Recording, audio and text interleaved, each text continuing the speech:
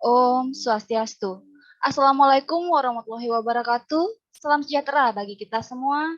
Shalom, Namo Buddhaya, salam harmoni. Pada hari ini kami dari kelompok 2 akan menyajikan materi mengenai keuangan negara dan pencatatannya. Namun sebelum masuk ke pemaparan materi, izinkan saya selaku moderator untuk memperkenalkan anggota kelompok saya terlebih dahulu. Baik, yang pertama ada Putu Mahayana dengan akhiran NIM 1001. Kemudian yang kedua ada Gede Oka Restu Pratama dengan akhiran NIM 1002. Yang ketiga ada Kadek Indah Lestari dengan akhiran NIM 1003. Kemudian ada saya sendiri selaku moderator yaitu Loriska Aristiani dengan akhiran NIM 1017. Langsung saja untuk pemaparan materi pertama itu mengenai definisi keuangan negara akan dijelaskan oleh Indah. Indah, waktu dan tempat saya persilakan. Baik, terima kasih atas waktunya. Saya Indah Lestari sebagai pemateri pertama akan menjelaskan subtopik pada bagian keuangan negara berdasarkan undang-undang dan juga hak-hak negara yang dapat dinilai dengan uang. Nah, langsung saja untuk yang pertama yaitu definisi keuangan negara. Nah, berdasarkan Undang-Undang Nomor 17 Tahun 2003 tentang Keuangan Negara, disebutkan bahwa keuangan negara adalah semua hak dan kewajiban negara yang dapat dinilai dengan uang serta segala sesuatu, baik berupa uang atau barang yang dapat dijadikan milik negara berhubung dengan pelaksanaan hak dan kewajiban tersebut. Next.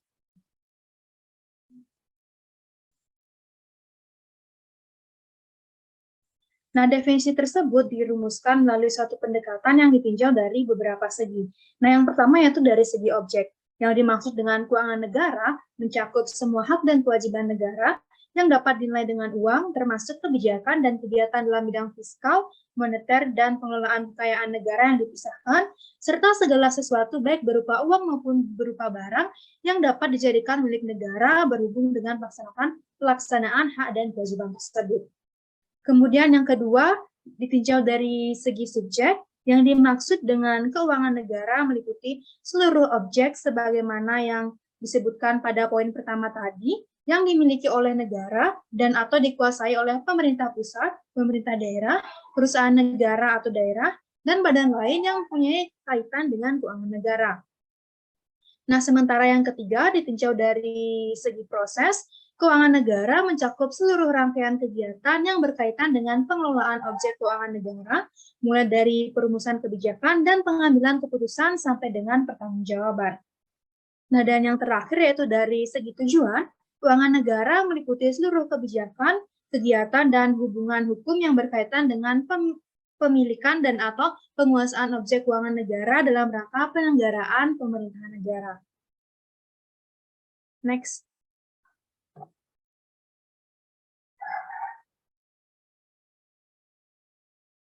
Nah, untuk subtopik yang kedua yaitu hak-hak negara yang dapat dinilai dengan uang. Adapun hak-hak yang dimaksud itu seperti misalnya hak yang dapat dipaksakan untuk menarik uang atau barang dari warga negara atau penduduk tanpa memberi balas jasa atau imbalan secara langsung. Penarikan itu pada dasarnya didasari atas peraturan perundang-undangan. Contoh penarikan dana tersebut adalah pajak, retribusi, iuran, dan sebagainya. Kemudian yang kedua yaitu hak memonopoli pencetakan uang dan menentukan jenis dan jumlah mata uang sebagai alat tukar. Kemudian yang ketiga, hak untuk menarik pinjaman dari masyarakat, di mana pinjaman itu dapat juga dalam bentuk paksaan, misalnya dengan centering atau pemotongan nilai uang atau devaluasi atau penurunan nilai mata uang. Dan yang keempat itu hak menguasai wilayah darat, laut, dan udara serta segala kekayaan yang terkandung di dalamnya. Baik, sekian dari penyampaian materi saya. Untuk materi berikutnya akan dilanjutkan oleh rekan saya. Untuk itu, waktu dan tempat saya kembalikan ke moderator. Terima kasih. Baik Indah, terima kasih atas pemaparannya. Selanjutnya materi akan dijelaskan oleh Mahayana. Untuk itu waktu dan tempat saya persilakan. Baik, sebelumnya terima kasih atas waktu yang telah diberikan kepada saya. Saya Mahayana akan melanjutkan materi presentasi pada hari ini. Materi yang selanjutnya yaitu ada kewajiban negara yang dapat dinilai dengan uang. Nah, kewajiban ini terdiri dari dua. Yang pertama yaitu kewajiban dalam penyediaan produk dan jasa bagi kepentingan negara. Dan yang kedua yaitu kewajiban melunasi tagihan dari oknum yang memberikan sesuatu bagi pemerintah atau menjalin perjanjian tertentu bersama pemerintah. Nah, pada kewajiban yang pertama itu, contohnya itu yaitu pembangunan dan pemeliharaan jaringan transportasi publik. Dan yang kedua, contohnya itu yaitu pembelian produk atau jasa guna memenuhi kepentingan pemerintah. Nah, di samping itu, kewajiban-kewajiban negara secara umum juga tertera pada pembukaan Undang-Undang Dasar 1945 alinea keempat. Nah, namun banyak ahli tata negara yang menyatakan bahwa perincian dalam alinea keempat tersebut bukan hanya tentang kewajiban negara, tetapi juga termasuk dalam tujuan negara. Nah, adapun perincian tersebut, yang pertama ada melindungi segenap bangsa Indonesia dan seluruh tumpah darah Indonesia, yang dapat diartikan sebagai penyediaan pertahanan dan keamanan.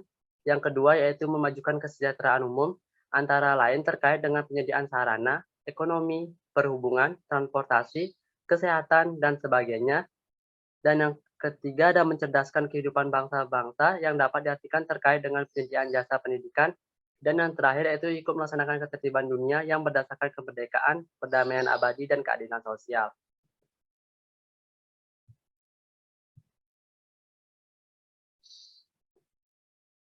Baik, untuk materi yang selanjutnya yaitu mengenai penguasa keuangan negara.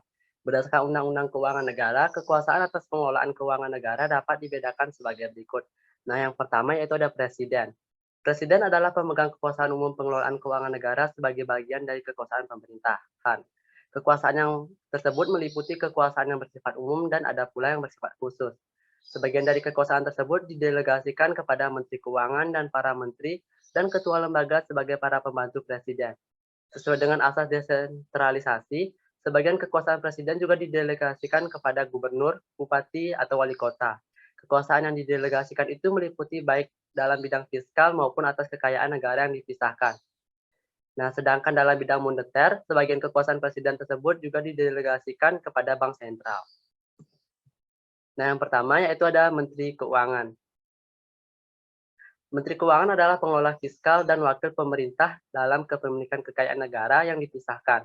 Sebagai pembantu presiden di dalam keuangan, Menteri Keuangan atau Chief Financial Officer atau CFO Pemerintah Republik Indonesia. Nah, berdasarkan pasal 8 Undang-Undang Nomor 17 Tahun 2003, Menteri Keuangan sebagai pengelola fiskal mempunyai beberapa tugas. Nah, di antaranya yang pertama ada menyusun kebijakan fiskal dalam kerangka ekonomi makro, yang kedua ada menyusun rancangan APBN dan rancangan perubahan APBN, dan yang ketiga mengesahkan dokumen pelaksanaan anggaran dan tugas-tugas lainnya. Nah, yang selanjutnya yaitu ada menteri dan pimpinan lembaga.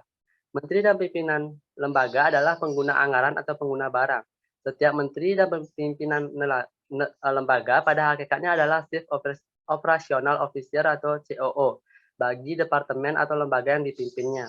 Oleh karena itu, Menteri Keuangan sebagai pimpinan Departemen Keuangan mempunyai posisi rangkap selain sebagai pengelola keuangan negara adalah juga sebagai pengguna anggaran. Nah, berdasarkan pasal 9 Undang-Undang Nomor 17 Tahun 2003, Menteri atau pimpinan lembaga sebagai pengguna anggaran dan pengguna barang pada kementerian atau lembaga yang dipimpinnya mempunyai tugas sebagai berikut. Adapun beberapa tugasnya yaitu menyusun rancangan anggaran untuk kementerian atau lembaga yang dipimpinnya. Yang kedua, menyusun dokumen pelaksanaan anggaran. Ketiga, melaksanakan anggaran kementerian dan lembaga yang dipimpinnya. Keempat, melaksanakan pemungutan penerimaan negara bukan pajak atau PNBP yang berkaitan dengan bidang tugas kementerian atau lembaga tersebut dan kemudian menyetorkan ke rekening kas negara. Dan yang terakhir yaitu mengelola piutang dan utang negara yang menjadi tanggung jawab kementerian atau lembaga yang dipimpinnya. Serta ada tugas-tugas lainnya. Dan yang untuk yang selanjutnya itu ada gubernur atau bupati dan juga wali kota. Gubernur, bupati, wali kota selaku kepala pemerintahan daerah sebagai pengelola keuangan daerah dan mewakili pemerintah daerah dalam kepemilikan kekayaan daerah yang dipisahkan menurut pasal 10 Undang-Undang Nomor 17 Tahun 2003. Pejabat pengelola keuangan daerah mempunyai beberapa tugas.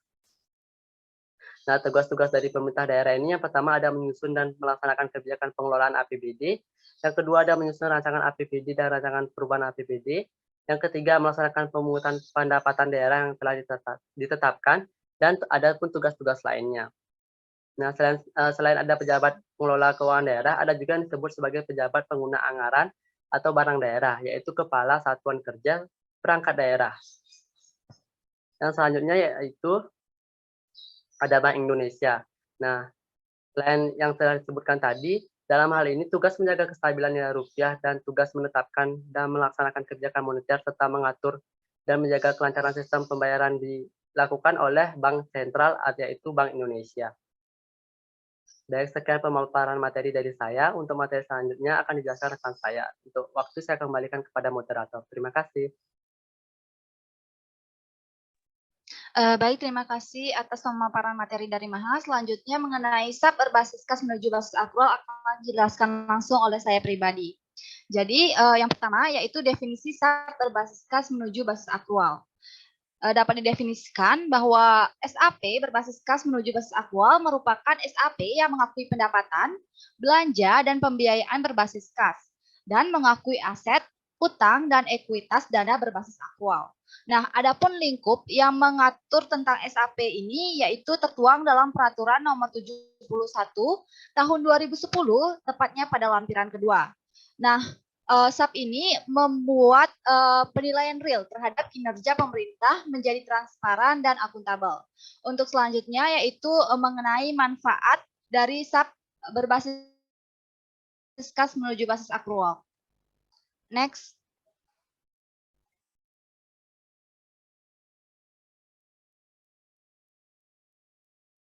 Baik, selanjutnya adalah manfaat basis kas menuju basis akrual. Adapun manfaatnya yaitu yang pertama, menyediakan informasi mengenai kecukupan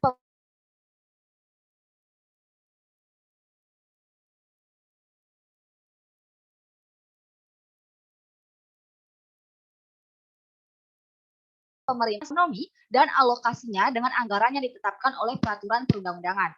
Kemudian yang ketiga ada menyediakan informasi mengenai jumlah sumber daya ekonomi yang digunakan dalam kegiatan entitas pelaporan serta hasil-hasil yang dicapai. Next. Baik, untuk yang keempat yaitu ada penyediaan informasi mengenai bagaimana entitas pelaporan mendanai seluruh kegiatannya dan mencukupi kebutuhan kasnya. Dan yang terakhir yaitu ada manfaat dalam menyediakan informasi tentang posisi keuangan dan kondisi entitas pelaporan yang berkaitan dengan sumber penerimaannya, baik itu dalam jangka pendek maupun jangka panjang, dan termasuk yang berasal dari pungutan pajak dan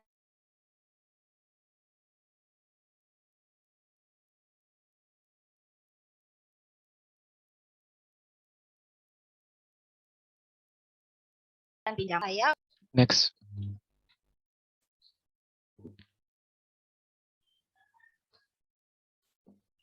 Baik, terima kasih Rizka atas waktunya. Sebelumnya saya Oka Restu izinkan untuk melanjutkan pemaparan materi terkait dengan SAP berbasis akrual. Sebelumnya, neraca dan laporan rahasia anggaran merupakan laporan-laporan saling berhubungan pada akuntansi pemerintahan, terlebih pada penggunaan SAP ini.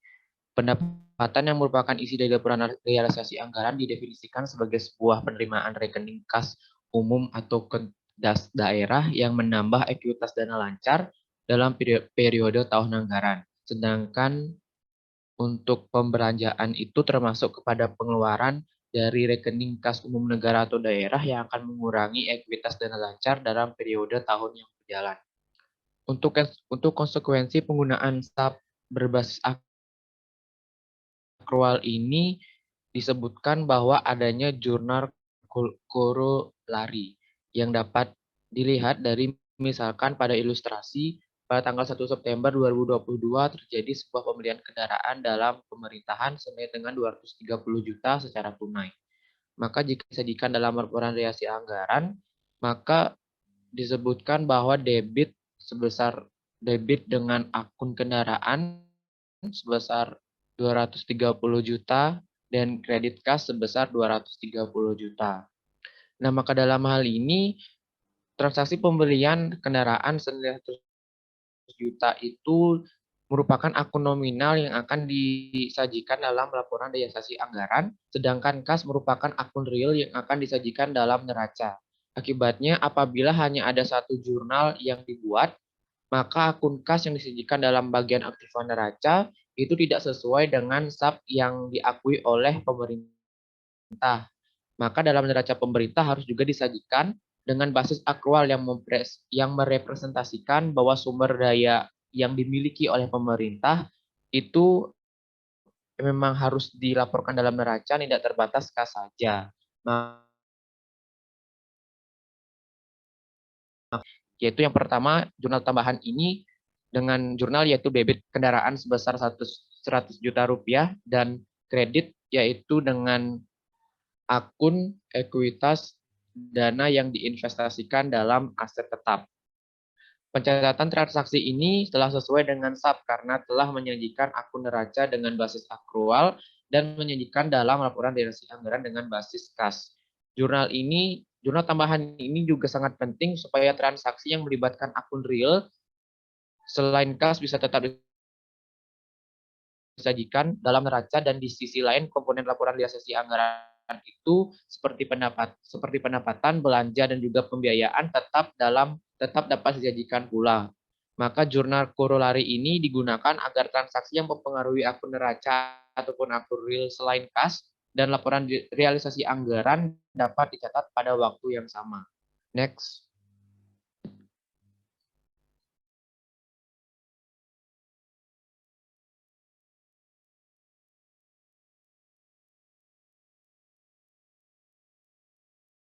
Jika dibandingkan dengan akuntansi pemerintah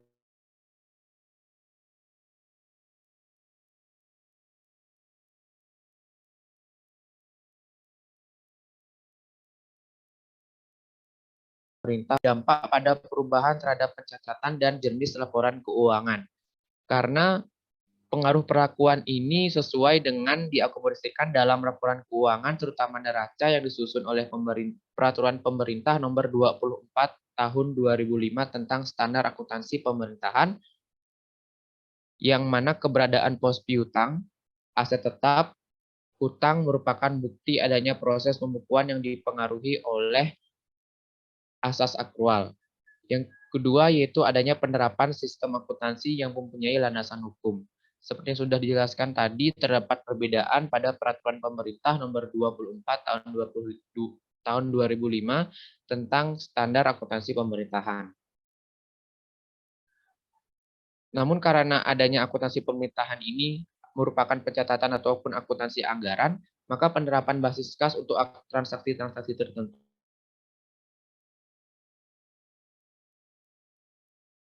itu tetap harus dilakukan. Penyusunan anggaran tetap dilakukan. Laporan penganggaran akan menghasilkan laporan realisasi anggaran yang tetap menggunakan basis kas, sedangkan untuk pelaporan keuangan lainnya akan menggunakan basis akrual. Dan hal ini berarti bahwa pemerintah mempunyai kewajiban untuk dapat segera menerapkan SAP yang baru, yaitu SAP berbasis akrual.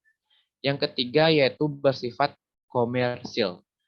Bersifat komersil di sini dikatakan bahwa karena pemerintahan merupakan bagian dari lembaga, maka dengan diterapkannya SAP berbasis akrual, maka pemerintah dapat bersifat lebih komersil lagi.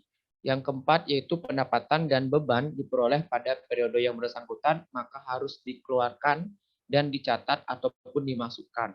Yang kelima, yang terakhir yaitu dampak dari terapannya SAP berbasis akrual, yaitu mempermudah para pemakai untuk membandingkan secara berimbang antara alternatif dari pemakaian sumber daya yang menjadi dampak diterapkannya SAP berbasis akrual pada akuntansi pemerintahan.